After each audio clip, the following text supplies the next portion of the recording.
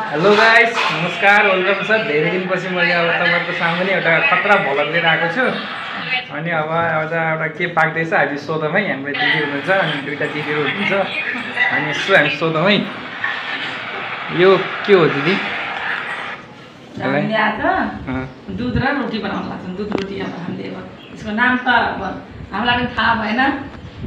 यसको नाम चाहिँ हेर्ने हाम्रो साथीहरूले राखिदिनुहुन्छ यसको नाम। ल है साथीहरू, के हो भन्नेमै यो दुध रोटी गरेँ। मैले त फर्स्टचोटि देखिरहेको छु यो त साँच्चै हो। ल यो पुरा भिडियो हेर्नु ला तपाईँहरूले। ल साथीहरू, ल त्यहाँ यहाँ चाहिँ दुध पकाइरहेछ। ल अब यहाँ अब दिदीले के हाल्न लाग्नु भएको छ। ल हेर्नुहोस्, यसमा चाहिँ त्यो अघि नैको डल्ला हाल्ने गरेँ क्या।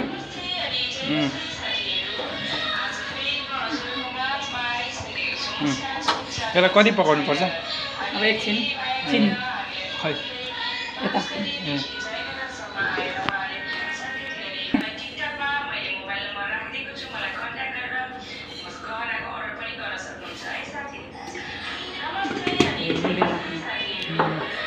ल ल अब यस्तो चल। यसलाई कति उमाल्नुपर्छ? एकछिन तातो भएको नि त्यो हाल्नु बाल्नु पर्दैन ग्यास?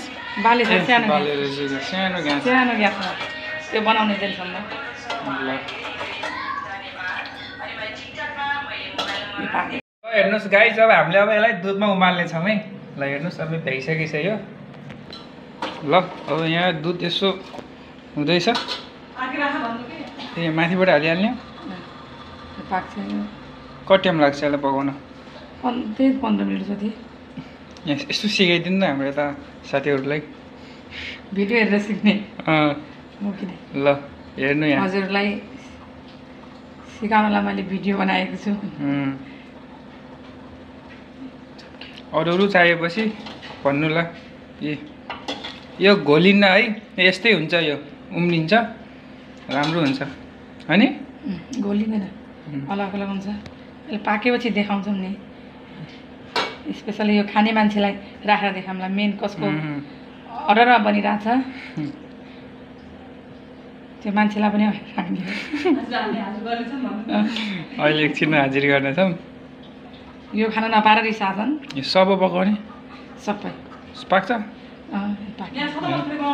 होइन, धेरै हुन्छ फेरि। फुलिन्छ र पछि? न फुलिन्न फुलिन्न।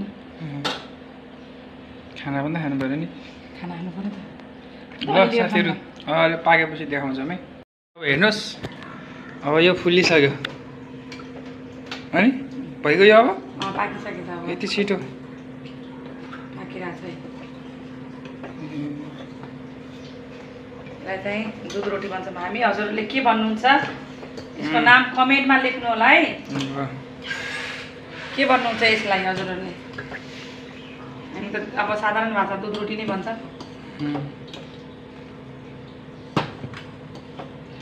तपाईँलाई के निकालिदिने?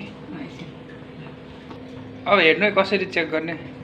चाखेर चाख्ने होइन, ए पाकिसकेको छ। नपाकेको पछि यसमा लाग्छ कि यस्तो पो रहेछ हौ केही चिजहरू पकाउँदा चाहिँ यस्तो चिजहरू पकाउँदा अनि त्यसपछि दाल चेक गर्ने साथीहरू। ल चलाएर चलाएर नै यसो गराउँ त।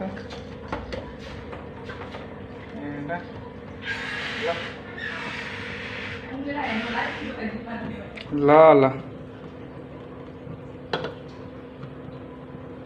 एकदम मजाले हल्का तातो भएर हो। ल हेर्नुहोस्, तातो